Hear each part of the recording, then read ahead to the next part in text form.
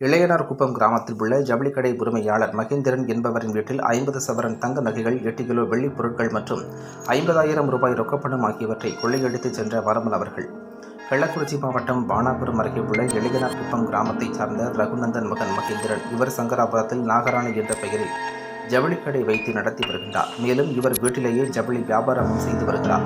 இந்நிலையில் கடந்த 2 தினங்களுக்கு முன்பு அவருடைய தாய் நாகராணி சங்கராபுரத்தில் உடல்நலக்குறைவால் உயிரிழந்தார்.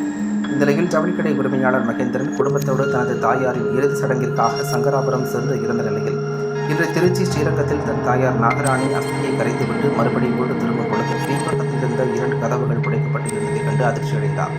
இதனையடுத்து வீட்டிற்குள் நுழைந்து 2 ஈரக்குலையும் பார்த்த பொழுது அதில் வைக்கப்பட்டிருந்த 50 சவரன் தங்க நகைகள், 8 கிலோ வெள்ளிப் பொருட்கள் மற்றும் 50,000 ரூபாய் ரொக்கப்பணம் ஆகியவற்றை கொள்ளையர்கள் திருடிச் சென்றுள்ளனர் என்பது தெரியவந்தது.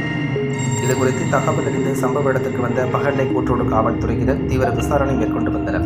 பின்னர் திருக்கோவிலூர் உட்கோட்ட டிஎஸ்பி மனோஜ்குமார் தலைமையில் தனிப்படை போலீசார் சம்பவம் நடைபெற்ற இடத்திற்கு வந்து தடயங்களை சேகரித்து தீவிர விசாரணை மேற்கொண்டு வருகின்றனர்.